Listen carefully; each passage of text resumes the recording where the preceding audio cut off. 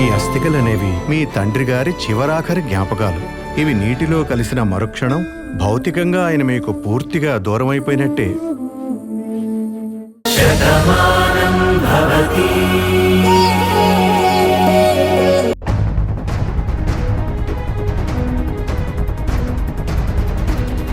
చూసారా సార్, ఈ ప్రదేశానికి ఎవరు రారు అన్నారు, ఇక్కడెవరూ లేరు అని చెప్తున్నారు. బట్ ఇక్కడ కత్తి దొరికిందంటే ఖచ్చితంగా భానుకేదో జరిగింది. ఇంతకు ముందు ఇక్కడ ఏదో అయింది. ప్లీజ్ సార్, ఈ ఏరియా మొత్తం మీకు తెలుసు అంటున్నారు కదా, మరి ఇంత ప్రమాదం జరిగితే మీకు తెలియకుండా ఎలా ఉంటుంది? అసలు మీరు ఎంక్వైరీ చేశారా? కంట్రోల్ కార్తీక్ గారు, ఇది చాలా పెద్ద అడవి. దీని చుట్టుకొలత దాదాపు 160 కిలోమీటర్లు ఉంటుంది. ఇక్కడ ఏం జరిగినా కూడా బయట ప్రపంచానికి తెలియడం చాలా కష్టంగా ఉంటుంది. కానీ ఏరియా జనసంచారం చాలా తక్కువగా ఉండే ప్రదేశం. ఇక్కడ అటాక్స్ ఏం జరగవు. ఏమీ జరగవని మీరు చెప్తున్నారు, కానీ ఇక్కడ మన కత్తి కనిపించింది కదా. మీరేమో ఇది చాలా సేఫ్ ప్లేస్ అంటున్నారు, కానీ ఇక్కడ నాకు అలా అనిపించట్లేదు. ప్లీజ్ సార్, మిస్ అయింది నా భార్య. మేమంతా టెన్షన్ పడుతున్నాం. ఒక్కసారి మీరు ఆలోచించండి, ఈ చుట్టుపక్కలంతా వెతికించండి. మీ వల్ల కాదంటే చెప్పండి, నేను మా అమ్మతో మాట్లాడి డైరెక్ట్ ఫారెస్ట్ మినిస్టర్తోనే మాట్లాడిస్తాను. సార్ ప్లీజ్, మీరు సీరియస్ అవ్వకండి. చెప్పాను కదా, మేమంతా ఇన్వెస్టిగేట్ చేస్తామని. ఖచ్చితంగా ఈ ఏరియా మొత్తం చెక్ చేయిస్తాను. ఈ చుట్టుపక్కలంతా వెతికిస్తాను. Please control your self.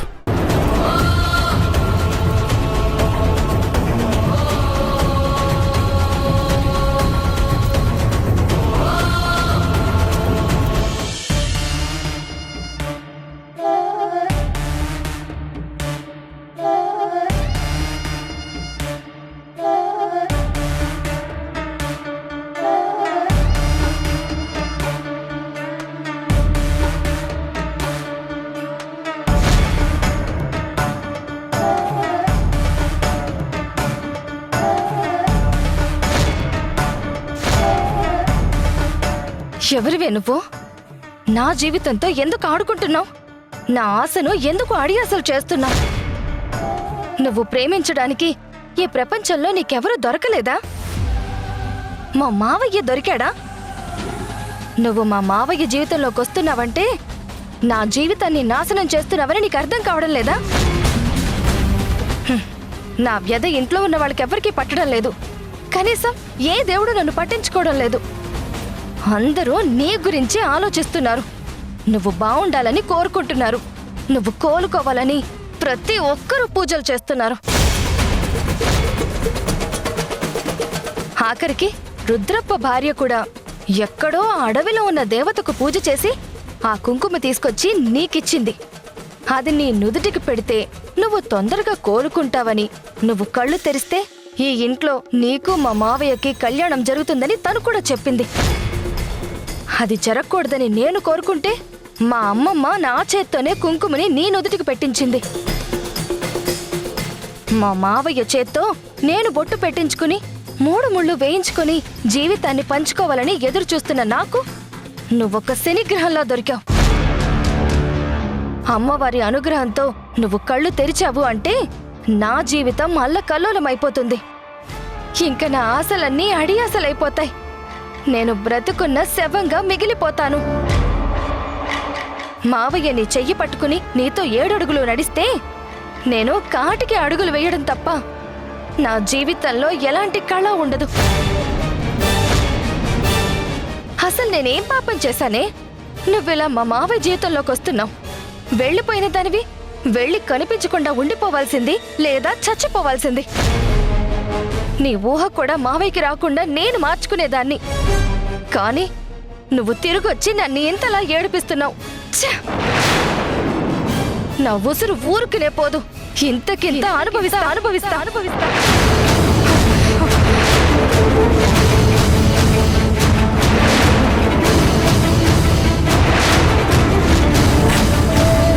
ఏంటి, నీకు స్పృహ వచ్చిందా?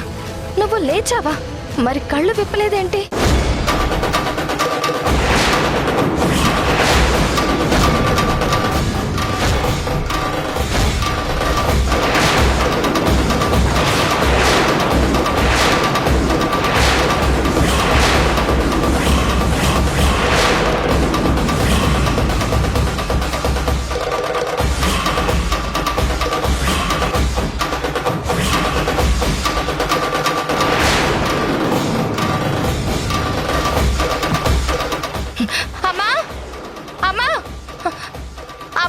ఏమైంది? ఏమైందే? ఏదో దెయ్యం కనిపించినట్టు అంత గట్టిగా అరుస్తున్నావు. అసలు ఏం జరిగింది? అడుగుతుంది నిన్నే కదా, సమాధానం చెప్పు. ఎందుకు అంత గట్టిగా అరిచావు? అది రాధా రాధా రాధకేమైంది? ఏం కాలేదు మావయ్య, కానీ రాధా రాధా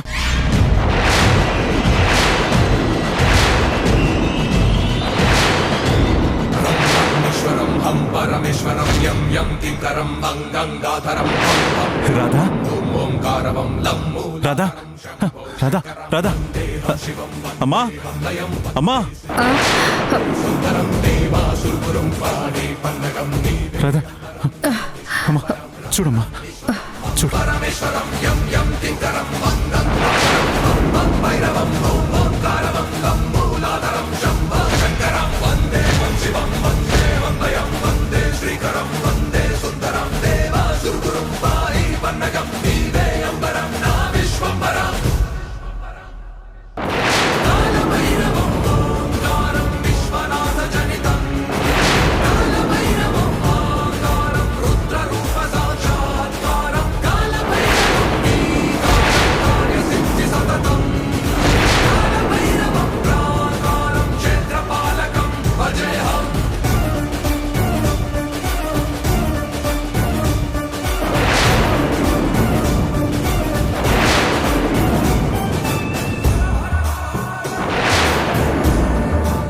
రాధా నీకు స్పృహ వచ్చిందా? నాకు చాలా ఆనందంగా ఉంది. చూడు రాధా, ఇదిగో అందరం నీకోసం ఎదురు చూస్తున్నాం. నువ్వు కళ్ళు తెరవాలని, నువ్వు మా అందరితో మాట్లాడాలని, నువ్వు మాట్లాడే మొదటి మాట ఏమవుతుందో అని అందరం ఎంతో ఉత్కంఠగా ఎదురు చూస్తున్నాం. చూడు రాధా.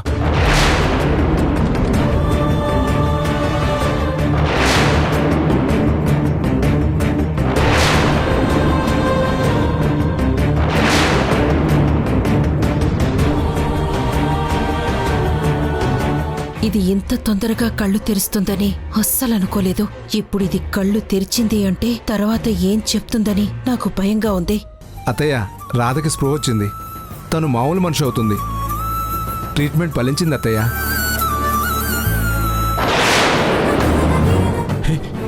రాధా రాధా అమ్మా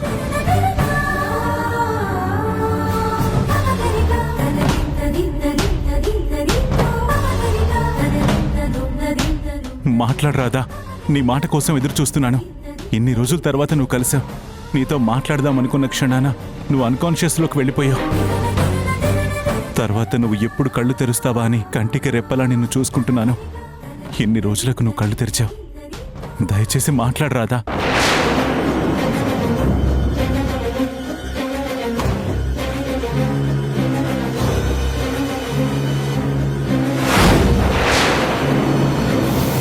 రాధా రాధా రాధా రాధా రాధా రాధా రాధా రాధా కిట్టయ్య, వెంటనే డాక్టర్ భార్గవికి ఫోన్ చేయి, రమ్మని చెప్పు వెంటనే. అలాగమ్మా.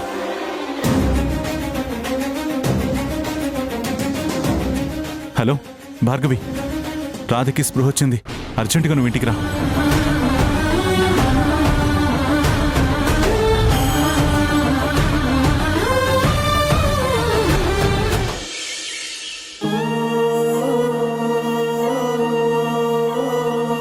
ఏమిటే ఊర్మిళ, నువ్వే ఇలా దిగాలుగా ఉంటే ఈ ఇల్లు ఎలా ఉంటుంది చెప్పు? ఏం చెప్పమంటావమ్మా? భాను ఇంట్లో ఉన్నంత వరకు ఈ ఇంటికి ఒక కళ్ళుండేది. ఇంట్లో అందరి గురించి తానే ఆలోచించేది. ఈ ఇల్లు ఎప్పుడూ కూడా బాగుండాలని కోరుకునేది. అలాంటి భానుని నేను అపార్థం చేసుకున్నాను. నా మనసు మారే వరకు నా కంటికి కనిపించకూడదని చెప్పేసి దూరంగా వెళ్లిన మనిషి తిరిగొస్తూ ఎవరికీ కనిపించకుండా వెళ్ళిపోయింది. ఒక విధంగా భానుకి ఇలాంటి పరిస్థితి రావడానికి కారణం నేనే కదా అని చెప్పి నాకు బాధగా ఉంది. లేదే, దేనికి ఎవరూ కారణం కాదు. అన్నిటికీ కాలమే కారణం అవుతుంది. అదే కాలం పరిష్కారం కూడా చెప్తుంది. ఏది ఎప్పుడు ఎందుకు ఎలా జరగాలో అంతా ఆ భగవంతుడే నిర్ణయిస్తాడు. ఆయన నిర్ణయాన్ని కాదని మనం ఎవ్వరం ఏమీ చేయలేమే. కొన్నాళ్లు భాను మన ఇంటికి దూరంగా ఉండాలని ఆ విధాత రాశాడేమో. ఆ రాతనైతే తప్పించలేం కదా.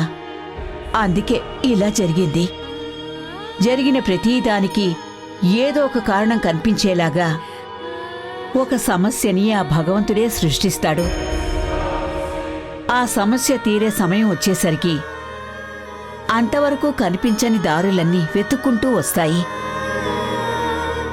దైవ నిర్ణయం ఊర్మిళ. దాన్ని కాదు అనే ధైర్యం ఎవరికుంటుంది చెప్పు? జరిగిందేదైనా సరే కాలానికి వదిలేయడమే కాని మనం కలత చెందితే ప్రయోజనం ఏముంటుంది చెప్పు? ఎంతసేపు ఆలోచించినా మనసు బాధపడ్డం తప్ప పరిష్కారం అయితే దొరకడం లేదు. ప్రయత్నలోపం లేకుండా అందరం వెతుకుతున్నాము. భాను కూడా మనకి దూరంగా ఉండాలని ఎప్పుడూ అనుకోదు. కాని అలా ఉంది అంటే అక్కడ ఇంకేదో జరిగుంటుంది. తప్పకుండా భాను వస్తుంది. మళ్ళీ ఇల్లు బావుంటుంది. నువ్వు అధైర్యపడకు. నమస్తే డాక్టర్. అవును, నేను స్కానింగ్కి రావాలి, కానీ రాలేకపోయాను. ఇంకో 2-3 రోజులు పడుతుంది. మరోలా అనుకోకండి డాక్టర్ గారు. ఇంట్లో కొన్ని పరిస్థితులు ఏం బాలేవో, ఎవరి మూడు కరెక్ట్గా లేదో, అందుకే రాలేకపోయాను. నాకు తెలుసు డాక్టర్, మంత్లీ చెకప్ ఎంత ఇంపార్టెంటో. కానీ ఏం చేయమంటారు? ఒక్కోసారి పరిస్థితులు మన చేతిలో ఉండవు కదా. అందుకే 2-3 డేస్లో వస్తాను. ఉంటాను డాక్టర్.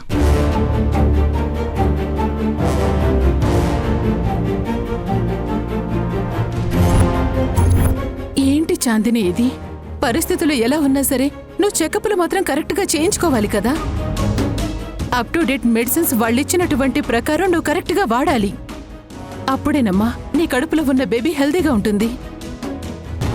కానీ ఈ పరిస్థితుల వల్ల మేమెవరం కూడా నిన్ను పట్టించుకోలేకపోతున్నాం.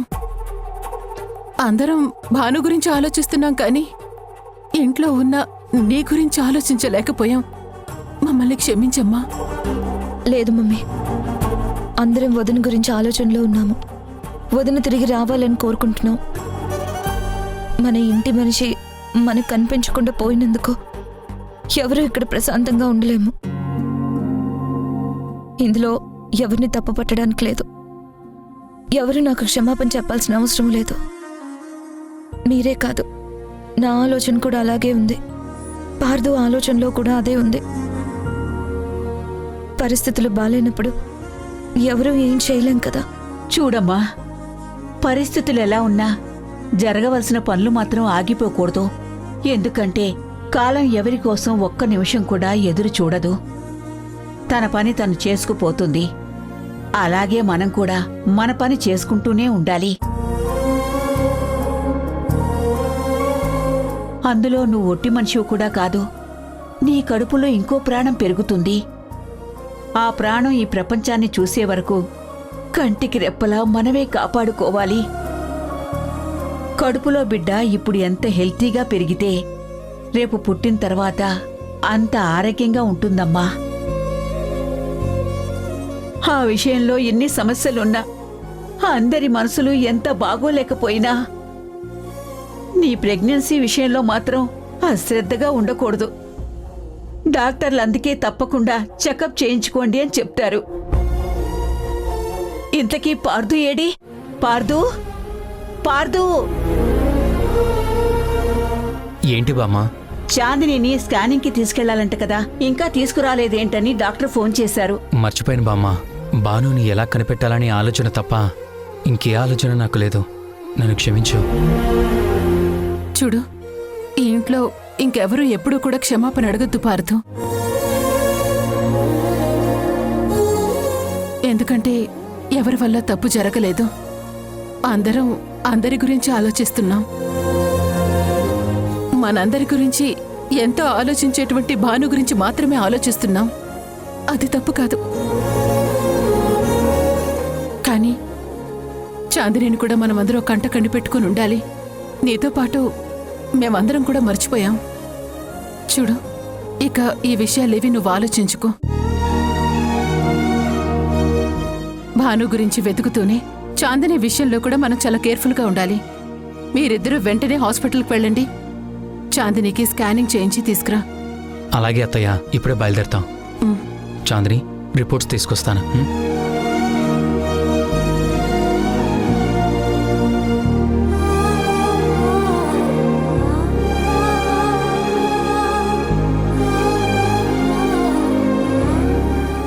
చాంద్రి, బయలుదేరదాం. వెళ్ళమ్మా.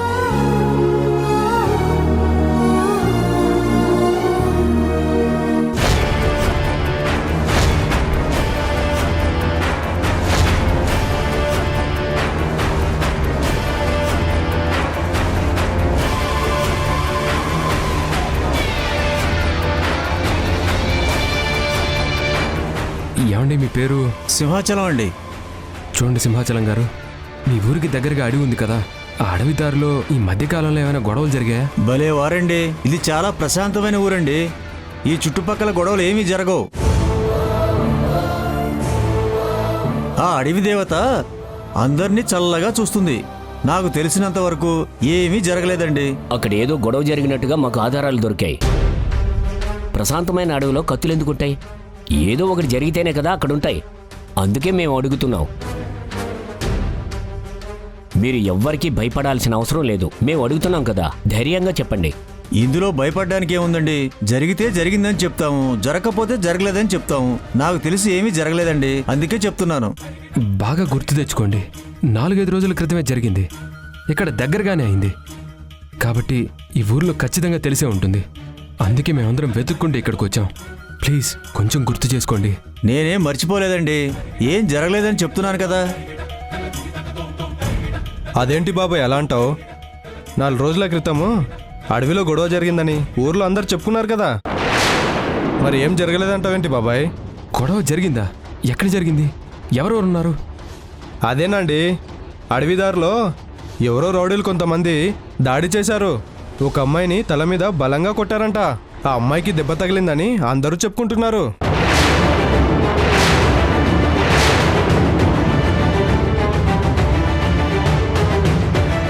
తనెవరో తెలుసా? తన గురించి నువ్వు నాకు చెప్తావా? తన ఫోటో చూపిస్తే గుర్తుపట్టగలవా? మరి నువ్వెందుకు మాకు అబద్ధం చెప్పావు? నేనేం అబద్ధం చెప్పలేదండి. ఆ రోజు నేను కొండ కిందున్న సంతకెళ్ళాను, అందుకే నాకేమీ తెలియదు.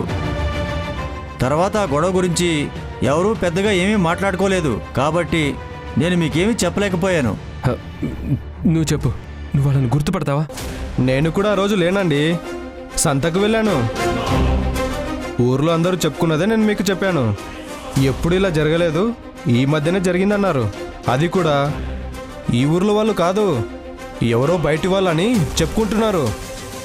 అది నేను కూడా చూడలేదండి. పోనీ మీ ఊర్లో ఆ గొడవ చూసిన వాళ్ళు ఎవరైనా ఉన్నారా? ఉంటే చెప్పండి, వాళ్ళకి ఎంత డబ్బు కావాలన్నా ఇస్తాను. నేను గొడవ తాలూకా విషయాలన్నీ తెలుసుకోవాలి. దయచేసి ఎవరైనా ఉంటే చెప్పండి. అలాగేనండి. అక్కడ నుంచి ఎవరో ఒక వ్యక్తి వచ్చి మా ఊర్లో వాళ్ళందరినీ రమ్మన్నాడు. ఇక్కడి నుండి మా ఊరు వాళ్ళందరూ వెళ్ళారు. వాళ్ళని నేను పిలుచుకుని వస్తాను, మీరు ఇక్కడే ఉండండి.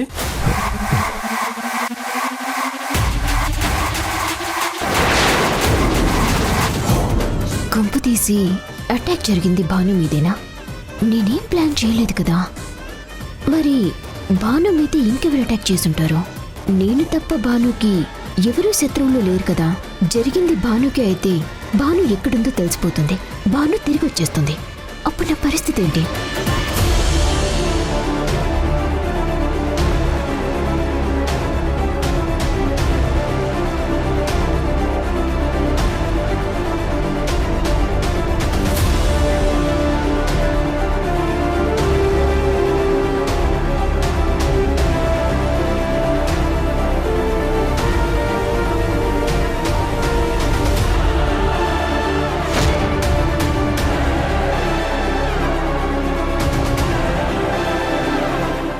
నాలుగు చాపమ్మా.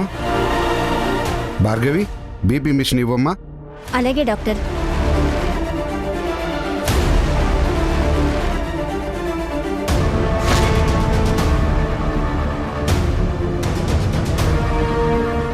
బీపీ నార్మల్గా ఉంది. ఓకే భార్గవి, తనని కూర్చోబెట్టు.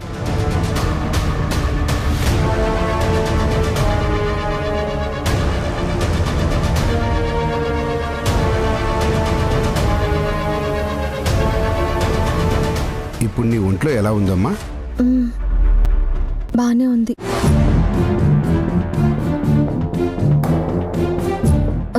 కానీ నాకేమైంది? అంతా చెప్తాను. నువ్వు భయపడవలసిన పనేం లేదమ్మా. బాగుందని నువ్వే చెప్తున్నావు కదా, నువ్వు బాగుంటావు. నువ్వు స్పృహలోకి రావాలని వీళ్ళందరూ ఎంతగానో ఎదురు చూశారు. పగలు రాత్రి తేడా లేకుండా కంటికి రెప్పలా నిన్ను మురారి కాపాడుకున్నాడు.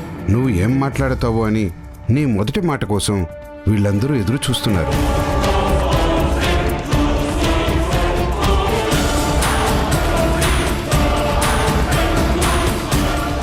నీ వాళ్ళతో నువ్వు మాట్లాడమ్మా. అసలు ఎవరు మీరంతా?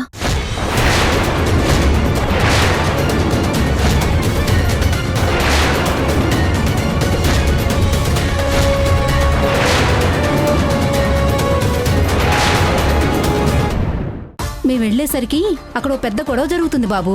ఊరంతా రావడం చూసి వాళ్ళక్కడి నుంచి పారిపోయారు. కాని ఒకరు మాత్రం ఒక ఆవిడ్ని వెనక నుంచి తల మీద గట్టిగా కొట్టాడు. ఆవిడ ఫోటో చూస్తే మీరందరూ గుర్తుపడతారా?